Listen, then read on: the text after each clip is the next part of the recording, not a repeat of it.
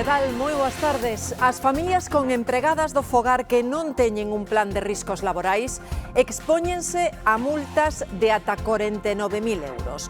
Iso sí, o Goberno vai agardar para aplicalas a resolver os fallos que está dando a web na que se fan os trámites. En Galicia temos máis de 22.000 empregadas do fogar rexistradas.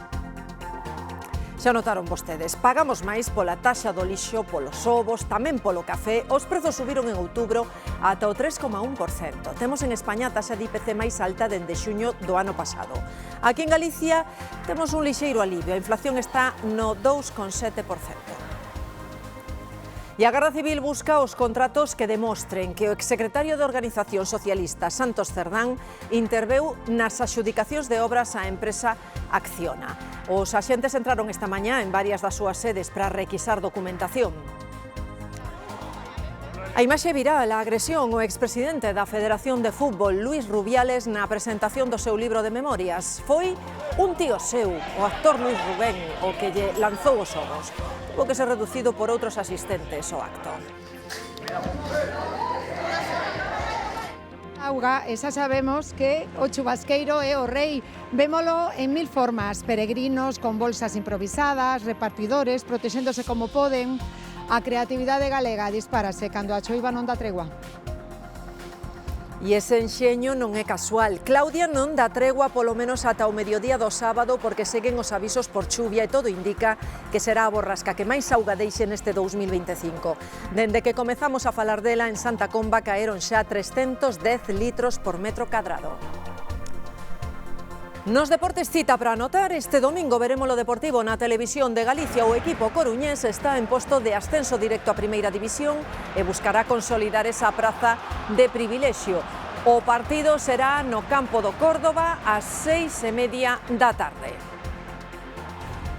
As chuvias seguirán en áreas da metade occidental e do sur de Galicia e irán gañando intensidade contra a noite. O vento do sur deixa en aviso o litoral atlántico e as temperaturas non cambian.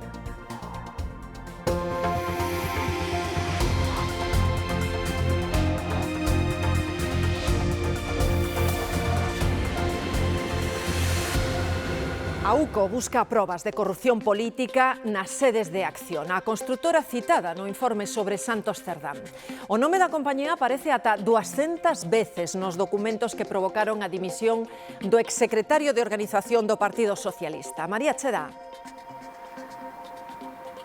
Sí, son polo menos 2 rexistros nas sedes de Acciona de Madrid e de Bilbao e un terceiro en Sevilla dunha empresa tamén relacionada coa trama. Estamos ante unha peza segreda do xuíz Leopoldo Puente e centrada únicamente en Santos Cerdán.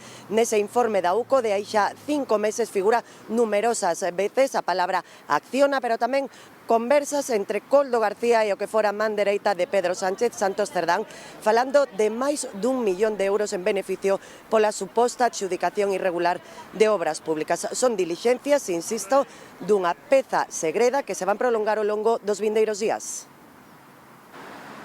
Os rexistros nas sedes de Acciona en Madrid e Bilbao ordenounos o xuíz Leopoldo Puente, que investiga o caso Koldo no Tribunal Supremo. Formarían parte dunha nova peza secreta centrada no exsecretario de Organización do PSOE, Santos Cerdán. Polo momento non se agardan detencións. O nome de Acciona xa aparecía no informe da UCO que precipitou a imputación de Cerdán e, posteriormente, o seu envío á prisión provisional a finais do pasado mes de xuño. Supostamente Acciona é unha das empresas construtoras que pagou comisións á trama corrupta a cambio de 5 adxudicacións de obra durante a etapa de José Luís Ábalos como ministro de Transportes. Entre elas, a reforma dos túneles de Velate. Fernando Merino, que era o responsable da compañía en Navarra, é un dos investigados nesta causa.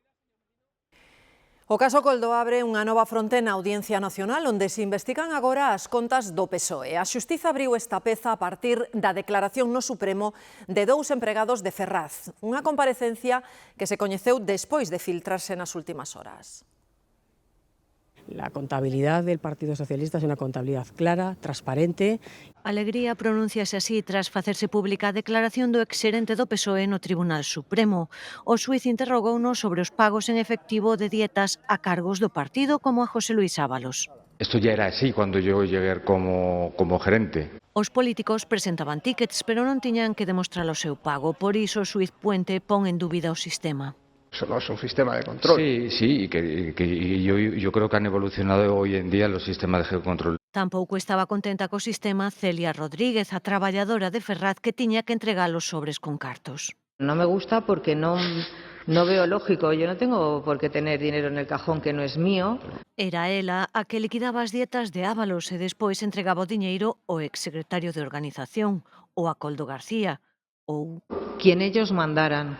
En todo caso, dixeron, non se pagaba con billetes de 500 euros. O xuíz enviou estas declaracións á Audiencia Nacional, onde xa se abriu unha peza separada para indagar nas contas do PSOE.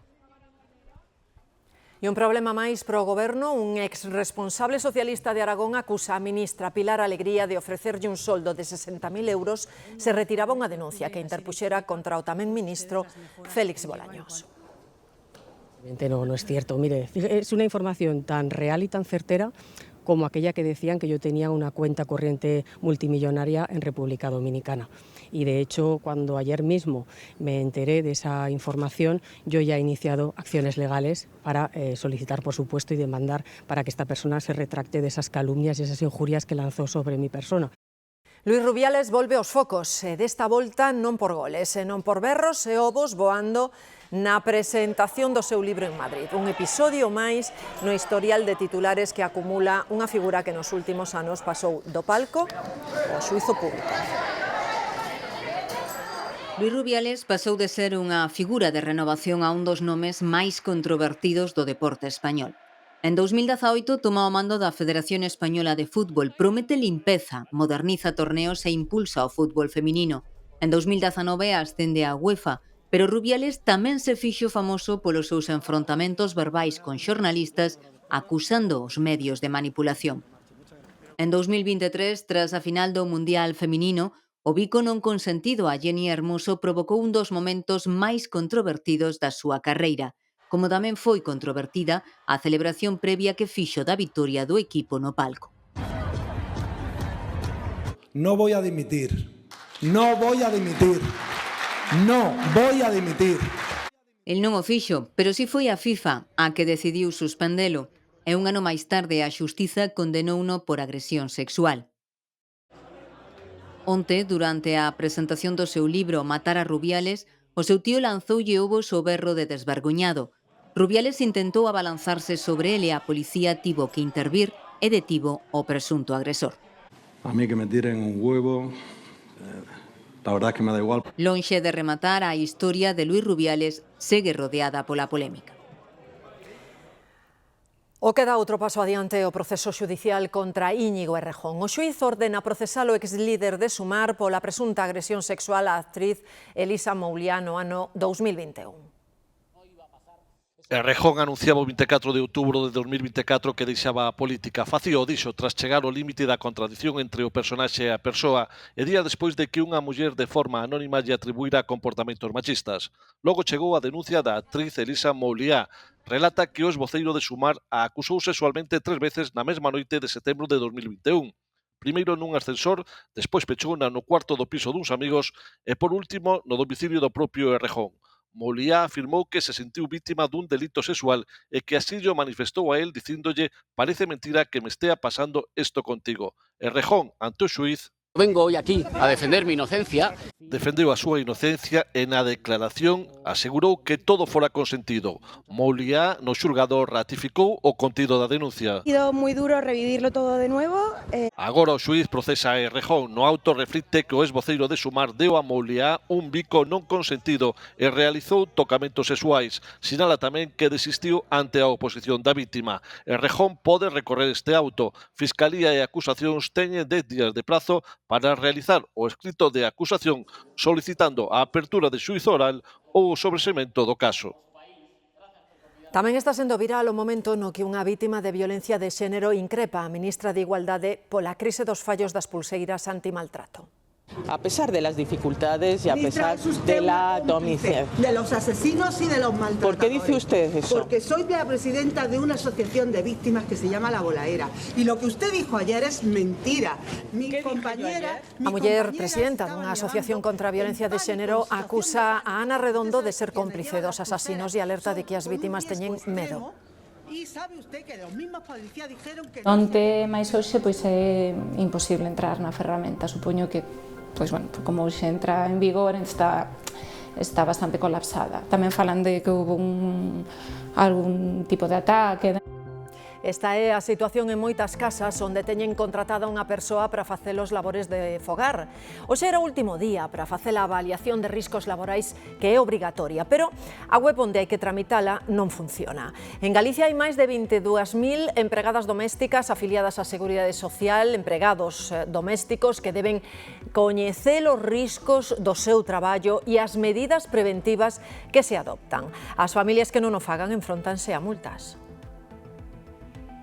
Como os traballadores de calquera empresa, dende agora as empregadas do fogar teñen dereito á avaliación e prevención dos seus riscos laborais. É responsabilidade do empregador detectar eses puntos críticos e corrixilos. Por exemplo, cales son os produtos químicos que utilizas, que etiqueta, que pictogramas aparecen nesa etiqueta do produto químico, dispón de guantes para facer a limpeza.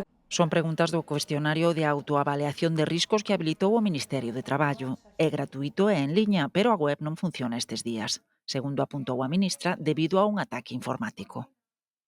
Os que accederan antes do ataque e conseguirán completar o cuestionario terán que imprimir o informe que xera o sistema, guardar unha copia e darlle outra á traballadora. É verdade que a ferramenta é moi sinxela de utilizar, pero bueno, ao final os profesionais estamos máis feitos a saber identificar un risco, a propoñer medidas preventivas que sexan acordes. E por iso di que están a ter unha aluvión de chamadas para contratarlles esa avaliación. Así o fixo Loli, di que para quedar máis tranquila. Si teño escaleiras, si teño armario, se o armario está correcto, non o sei. Entonces, pois eu prefería que o valoraran e foi o que fixe. Según parece, teño unha pequeniña escaleira que tendrei que cambiar por un modelo homologado, me puxeron unha referencia. Porque de non corrixir os riscos que se detecten, o empregador enfróntase a sancións. As multas poden chegar aos 49.000 euros. E atáscase o conflito laboral entre bombeiros e Policía Local co Concello de Santiago que lles obriga a facer horas extras.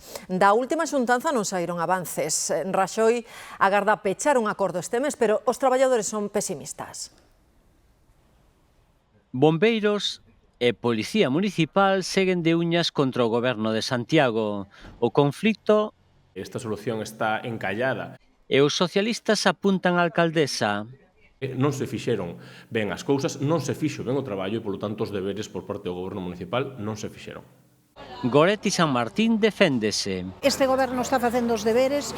E tira de hemeroteca política. Aquí todo o mundo sabe tamén de onde vimos, que a cantidade tanto de policías como de bombeiros que había, pois hai menos de 20 anos era superior a que temos hoxe. A situación a día de hoxe é que o acordo está atascado e Raxoi volve a obrigarlles a facer horas extra. Santiago está ao límite e Santiago está gobernado por un bloque nacionalista galego absolutamente desbordado. A terceira rolda de negociacións acabou con boas palabras e co compromiso de pagar as horas pendentes. Pequenos avances que non semellan suficientes. Con respecto a que se solucione o conflicto e que a xente volva a facer horas extra de maneira voluntaria, pois xa non o son tanto, porque ao mellor tiñan unhas expectativas ou venderían unhas expectativas que eu personalmente vexo complexas desde o punto de vista legal. Por este conflicto, o Parque de Bombeiros de Santiago pechou por primeira vez en máis dun século a finais de outubro. O BNG pide un incremento de 300 millóns de euros nos orzamentos da Xunta do ano que ven e propón subidas de impostos para financialo. E despois temos un incremento aproximadamente de 300 millóns de euros pois a partir da reforma fiscal que propoñemos en liñas de anos anteriores, reformando o IRPF, retrotraendo modificacións regresivas no ámbito impositivo e creando novos impostos, por exemplo, para o tema da vivenda ou da imposición de centros comerciais. A voceira do BNG, Ana Pontón, está de visita no Uruguai e ali mantivo unha xuntanza co presidente do país. Creo que hay muchos ámbitos donde podemos colaborar y donde podemos trabajar en beneficio mutuo. Estamos hablando tanto desde las industrias culturales, a todo el sector agroganadero, al sector pesquero, a todo lo que tiene que ver con investigación y universidades, donde sería importante afianzar espacios de colaboración. E que Uruguai é un dos países da nosa diáspora dende o que están a regresar os galegos. Entre o 2018 e o 2023 volveron a Galicia 36.500 galegos do exterior grazas á estrategia Retorna da Xunta. Hoxe Alfonso Rueda reuniuse cos representantes das comunidades da diáspora para anunciarlle as medidas que se reforzarán en 2026. Haberá axudas para rehabilitar vivendas para retornados e impulsarán o programa para cubrir vacantes en empresas galegas que xa facilitou 400 contratos. Para os que queiran vir e traballar e os que se traen a familia o tema da empregabilidade de empezar unha nova vida ten que ser fundamental e todo o que se está facendo cos empresarios que están aquí en contacto con nós e que están desexando acoller a xente que queira vir, isto todavía hai que afinalo máis. Rueda reunirá o seu goberno esta fin de semana no Pazo da Armenteira en Meis para poñer en común as prioridades de cada departamento e afondar na coordinación entre as consellerías. Alemaña súmase aos países europeos que incentivan alistamentos no exército ante a ameaza rusa. Outros 10 países teñen xa mili obrigatoria, María. Sí, en Alemanha van ofrecer salarios de 2.600 euros ao mes e a posibilidade de sacar o carné de conducir durante o servizo militar. E van un paso máis que en Bélxica, porque de non cubrir todas as prazas de xeito voluntario, o goberno de Berlín faría un sorteo e a mili sería obrigatoria para todos aqueles que lles toque. Hoxe en día a formación militar é obrigatoria en países como Polonia, Suecia ou Estonia. En Dinamarca empezará a selo a partir do ano que ven. En este caso, tanto para homes como para mulleres. De Bruxelas, o secretario xeral dos socialistas galegos, José Ramón Gómez Besteiro, pediulle ao goberno galego que gaste fondos europeos en vivenda. De que se reorienten os fondos FEDER antes do 31 de decembro para poder eses fondos que non están investidos, que non están, por así decirlo, para que o entenda todo o mundo, gastados, se podan reorientar hacia a vivenda. A espera dunha sentenza no caso do fiscal xeral do Estado, o goberno presenta a reforma legal para que sexan os fiscais e non os xuíces os que instrúan os procesos penais. O Executivo precisa, iso sí, o apoio de Junts. No hi ha majoria parlamentària, no som allà on érem i, per tant, no li correspon al govern imposar el marc polític i tampoc el marc del debat legislatiu. El que li correspon al govern, en tot cas, és anar a la font de la legitimitat democràtica, retornar la paraula al Parlament o, en última instància, al poble. Tenemos que hablar, tenemos que negociar con todos los grupos parlamentarios, con Junts y con el resto de grupos parlamentarios para sacar adelante iniciativas. Os cartos cada vez dan para menos, seguro que o notaron, porque encarecen o transporte e a electricidade de varios produtos da cesta da compra. En outubro, a taxa do IPC acadou o 3,1%, que contrasta co 1,8% que tiñamos hai un ano. Nesta curva poden observar esa evolución. En Galicia, en cambio, baixou a inflación o mes pasado en 2 décimas, queda no 2,7%. O que máis encareceu no último ano foron as taxas de recollida do lixo, dous produtos da cesta da compra, os ovos e o café. Abaratáronse pola contra o aceite de oliva e o azucre. No caso do prezo dos ovos, todo apunta que vai seguir subindo co confinamento de todas as galiñas en España pola gripe aviaria. O noso é o terceiro país en volume de produción de ovos do conxunto da Unión. Producimos preto d'1 millón de toneladas anuais, aproximadamente a sexta parte do total de ovos de toda Europa. E hai satisfacción entre os usuarios de tren despois de que o Congreso aprobase a lei que obriga a Renfe a recuperar o seu compromiso de puntualidade e a indemnizarse hai atrasos. Vea. Si consideran que 15 minutos de atraso nun tren de alta velocidade é tempo suficiente para poder acceder a unha indemnización, lembremos que dende xullo do ano pasado subiuse a 1 hora o tempo de atraso para que nos devolvan polo menos a metade do billete, un cambio que Renfe levou a cabo debido ao elevado custe das indemnizacións que supuxeron máis de 42 millóns de euros en 2023. Dende a compañía tamén dende o Ministerio de Transportes din que farán todo o posible para non ter que volver aquelas indemnizacións, xa que consideran que é unha desventaxa competitiva con respecto a outros operadores ferroviarios. Xiana sufriu os atrasos do tren de alta velocidade a Madrid hai menos dun ano. 1 hora de retraso ou así. Quedamos parados e ali quedamos. E devolveronche? Sí, a mitad ou algo así. Se lle acontecera antes de xullo do ano pasado, devolveríanlle íntegro o prezo do billete por atrasos superiores a media hora e a metade por riba dos 15 minutos, indemnizacións que o Congreso acaba de aprobar que se recuperen. Pues me parece bien porque se tienen que poner las pilas, porque muy pocas veces llega puntual. O sea que... Me parece que, bueno, que media hora, 45 minutos ya es suficiente como para tener derecho a que se indemnice, ¿no? Cada vez haya más retrasos, porque eso está pasando, y que por un lado se cambiarán, ¿no?, los plazos, los tiempos para las devoluciones. As plataformas de usuarios habituais de tren agardan que os cambios supoñan unha hora no servizo.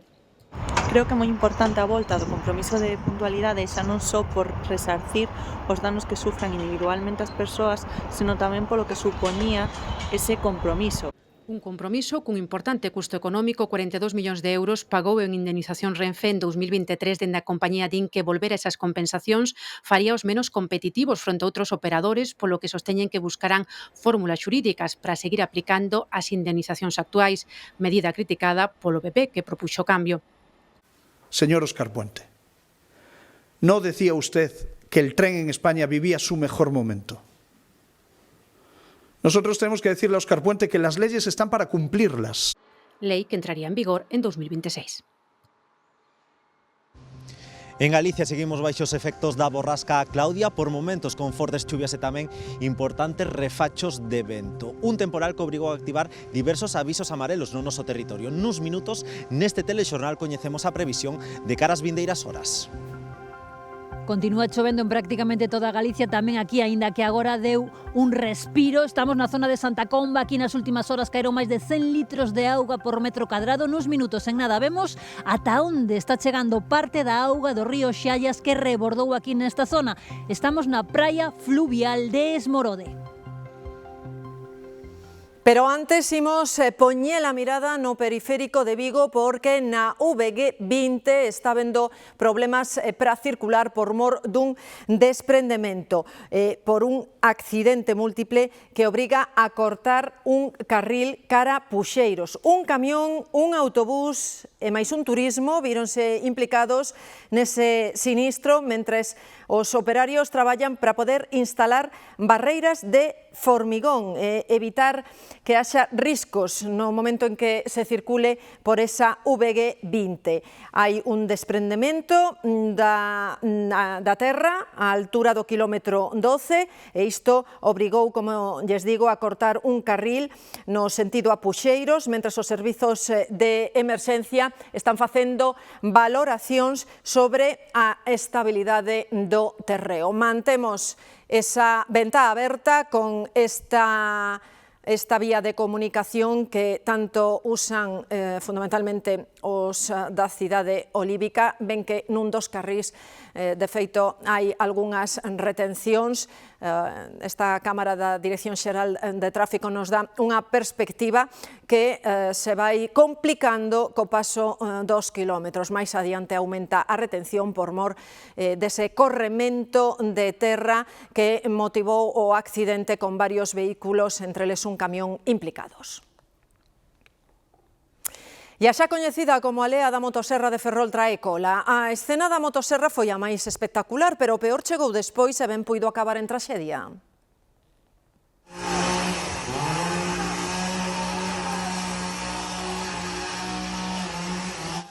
Sei que a viña quente da noite lanzouse motoserra en man contra un veciño que foi amigo e tamén é primo, netos de 2 irmáns.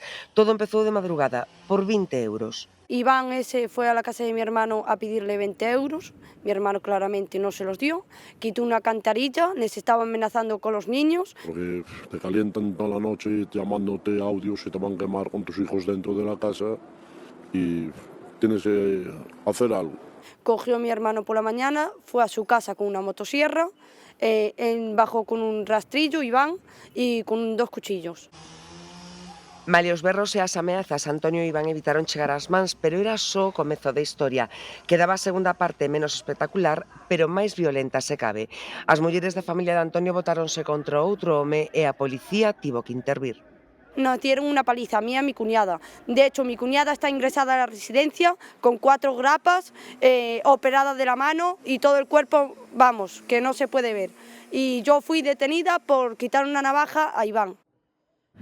A muller de Antonio acabou no hospital operada de urxencia, confirman as imaxes. Tamén a irmá ten golpes por todo o corpo. La policía local se ensaya con 2 mujeres de 22 años, 2 niñas, y les rompe pero la cabeza con las porras de hierro, hay vídeos. Considéranse vítimas dun abuso da policía local que prevén denunciar. De momento os denunciados son os implicados. Joana por ameazas cunha navalla, Antonio cunha motoserra e tamén Iván, un vello coñecido da policía que acaba de sair do cárcere despois de máis dunha década á sombra. E atención, corregueiro de delitos polos que foi detido un veciño de Cedeira. Feriu un compañeiro de piso cun vaso e cando a vítima e a OPAC perseguiu no co coche. As cámaras de seguridade gravaron o momento exacto en que arremetía co vehículo contra o da vítima. Dase a circunstancia de que non lle quedaban puntos no carné de conducir, así que suma outro delito máis os que xa cometera: lesións, danos e condución temeraria. Tamén lles contamos que unha nena de só 3 anos morreu no incendio da súa casa en Granada e outro menor de idade quedou ferido grave, un lume que se estendeu por toda a vivenda en cuestión de segundos. Os veciños das Fontiñas en Santiago respiran aliviados despois de que detiveran o inquilino dun narcopiso ocupado. Este é o momento en que a policía tiraba abaixo a porta. Dentro interviñeron 500 doses de cocaína, obxetos roubados, un revólver e mesmo un machete. O feito de que os narcotraficantes teñan armas de fogo é cada vez máis habitual. As forzas de seguridade alertan do carácter moi violento deste tipo de grupos. A entrada de novas organizacións criminais máis radicalizadas está mudando a loita contra o narcotráfico. As bandas de Latinoamérica únense agora a organizacións de Países Baixos e do leste de Europa cada vez máis violentas. Existe, como dice la ONU, una pandemia de cocaína, puesto que se han multiplicado los cultivos en Colombia y el envío de cocaína hacia Europa. Neste ano van 12 laboratorios de coca desartellados en España, narcopisos, narcosubmarinos. As forzas de seguridade constatan un cambio nos medios. La cooperación internacional, sobre todo en el ámbito de la Unión Europea, es absolutamente privilegiada. Tenemos una ley de enjuiciamiento criminal de más de 100 años, lenta, inoperativa. Dende a Fundación Galega contra o Narcotráfico reclaman medidas. Así como en Mamios se pudo conseguir 4 anos despois daquele congreso un principio legal moi importante que é a inversión da carga da proba, nosotros hoxe queremos que se faga o mismo coa multirreincidencia, cos narcopisos. Ante un escenario de cambios no narcotráfico internacional. Precisamente para frear o narcotráfico en América Latina, o goberno dos Estados Unidos acaba de lanzar unha operación militar na zona. Faino despois de que Defensa confirmara unha nova operación contra unha narcolancha en mar aberto na que morreron 4 persoas. Dende o goberno de Donald Trump din que o narcotráfico é unha ameaza directa para a seguridade nacional dos Estados Unidos.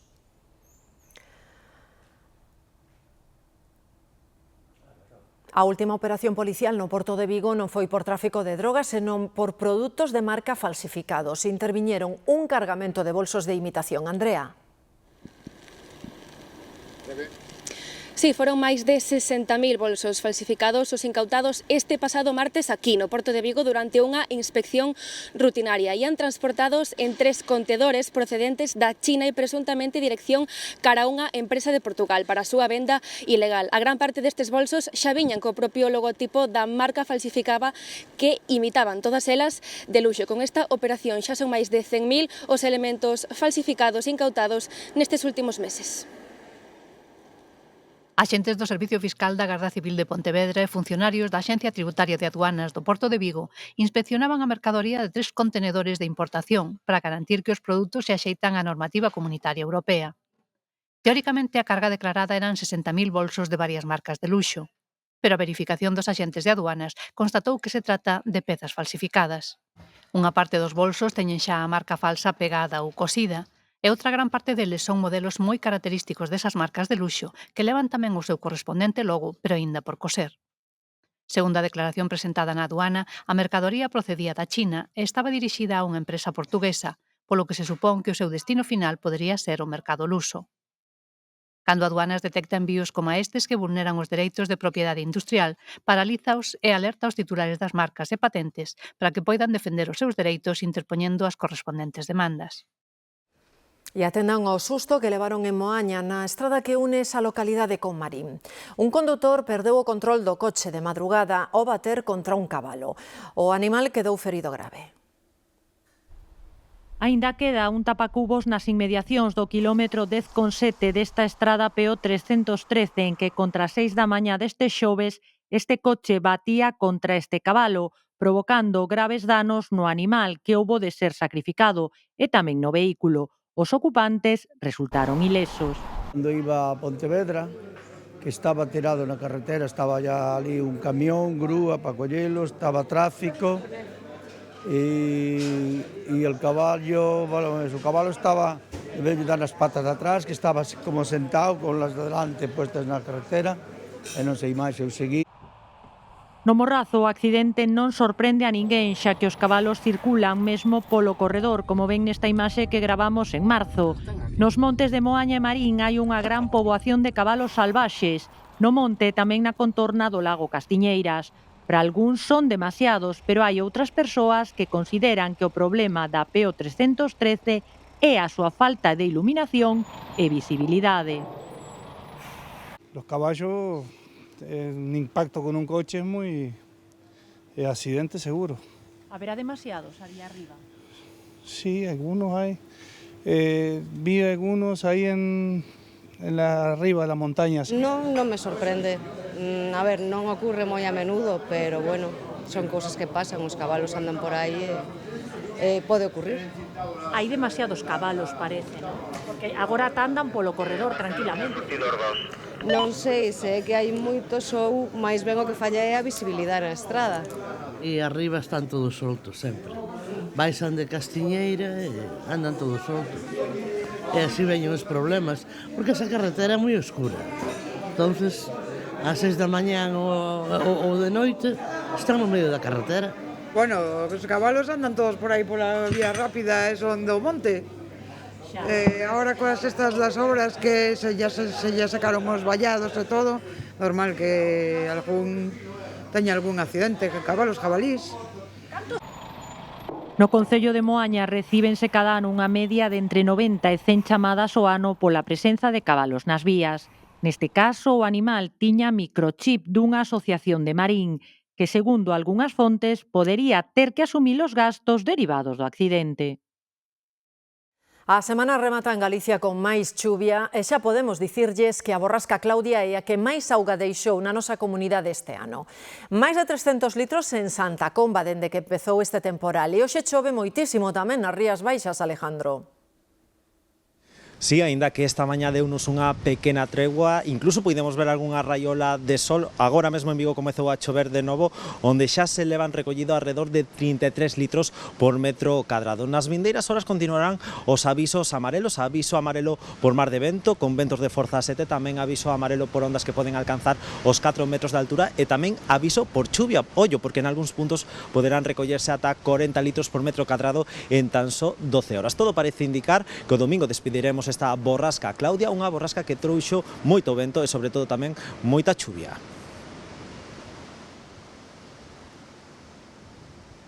Neste momento aquí non chove, pero estivo facendo de xeito intermitente ao longo de toda a mañá e tamén choveu moi intensamente durante estas últimas horas, tanto que vemos como aquí estamos en Santa Comba, o río Xallas neste punto pasa prácticamente rozando esta ponte. E outras pontes que vimos nesta zona tamén estaban afectadas por ese río que vai rebordando nalgúns puntos polo exceso de chuvia destas últimas horas. Estamos na praia fluvial de Esmorode e vemos como o río Xallas aquí rebordou, non con moitísima afectación, pero sí que vemos como xa comeza a chegar esa auga á zona das mesas das merendas e tamén a parte das casetas de madeira que hai aquí instaladas. Caeron máis de 100 litros de auga por metro cadrado nestas últimas horas aquí. De momento a terra, o carón do leito do río Xallas pode e quen de absorber a cantidade tal de agua que está caendo. Pero comentan aquí os veciños que se continúa chovendo con esta intensidade é máis que probable que a terra non poida absorber nen acumular máis cantidade de auga.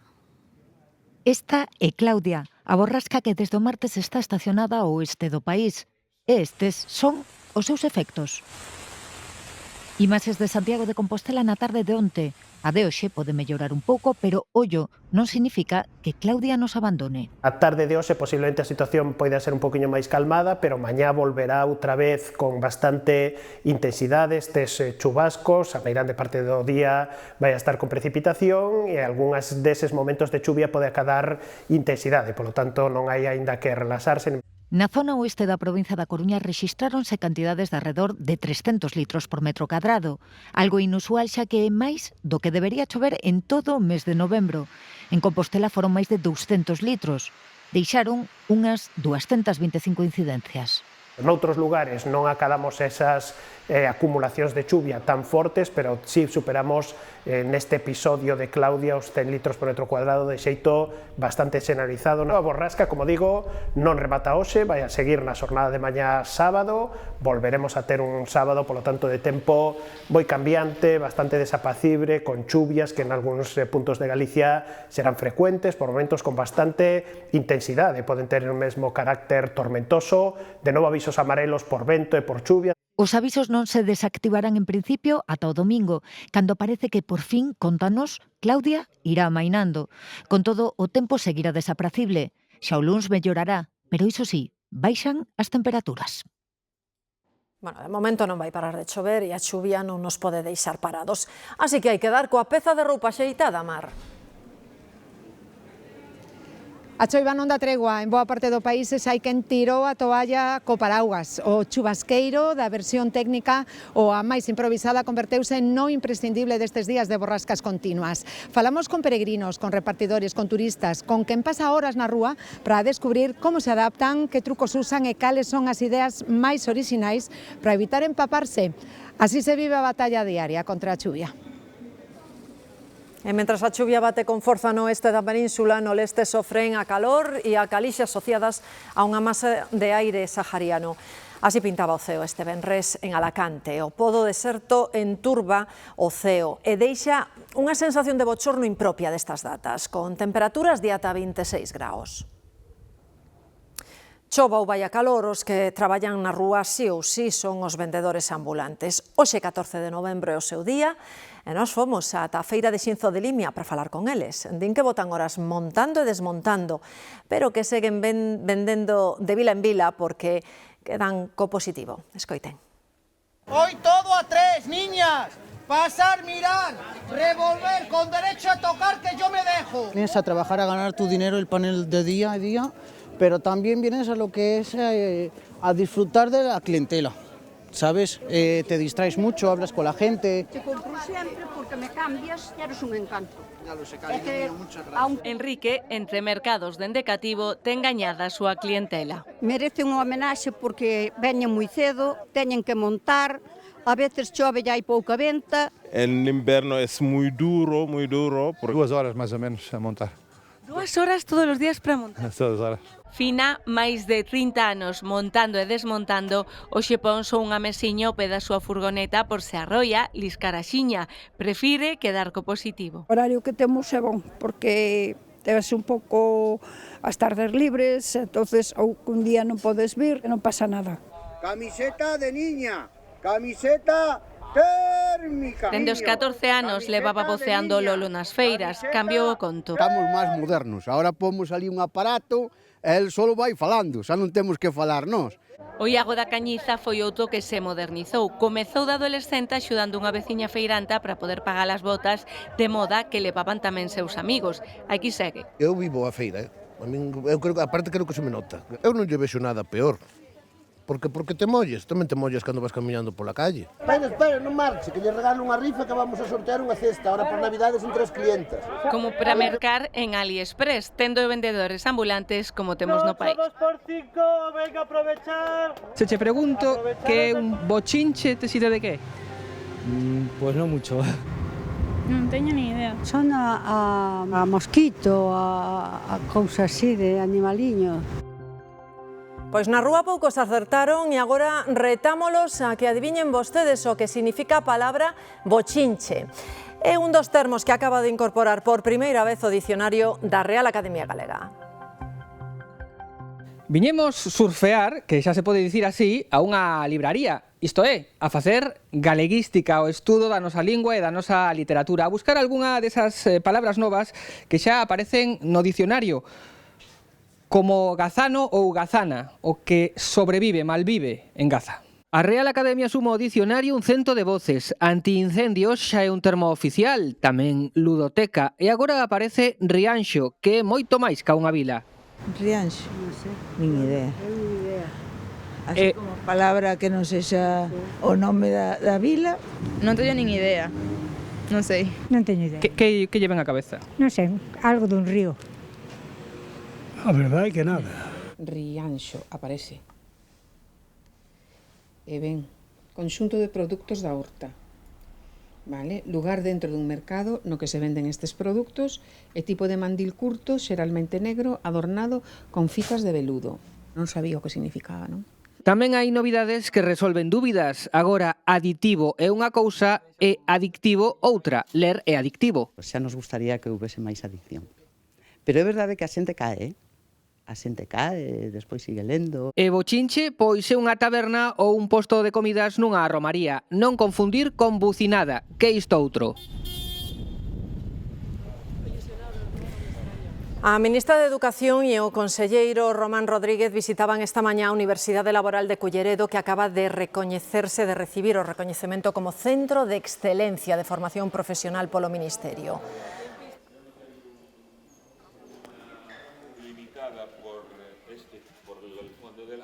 Falábamosles antes dunha prenda que é un imprescindible no outono galego, o chubasqueiro. A mí me encanta la lluvia y me encanta Santiago, pero hay que tener un impermeable, siempre. ¿Podríamos vivir sen chubasqueiros? Hombre, sería difícil. Se puede, pero es difícil. Aquí en Galicia, que che vou contar? Aquí é imprescindible. Aquí son fundamentales. Hai que taparse para que non nos mojemos. Estes días os chubasqueiros son a peza máis valiosa. De calquera deseño, cor e mesmo tamaño, que máis que menos está tendo que botar mandeles. Con esto vas a donde haga falta.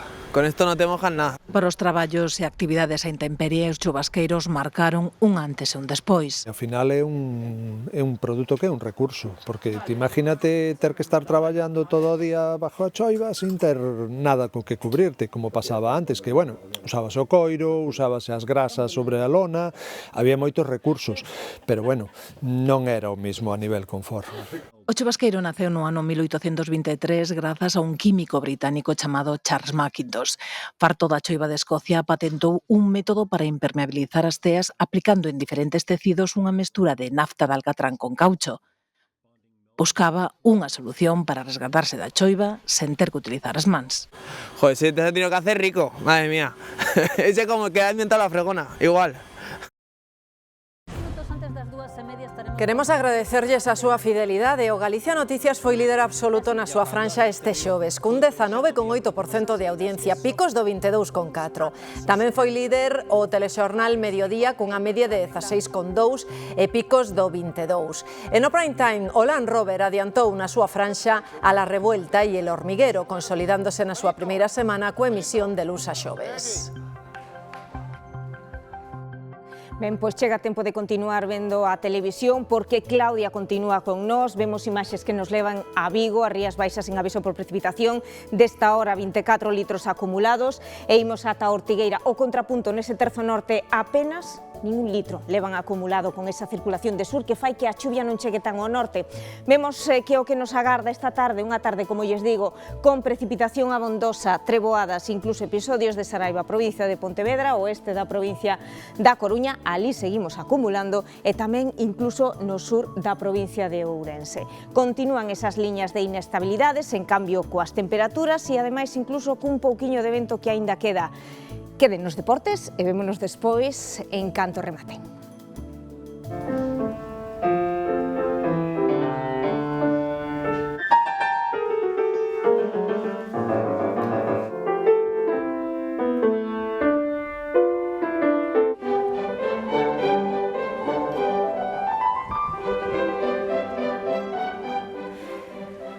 Así de maxistrais son as notas que logra arrincarlle ao piano a galega Isabel do Barro. O talento desta pianista e abogada compostela traspasa fronteiras e acaba de valerlle o Grammy Latino ao mellor álbum de música clásica.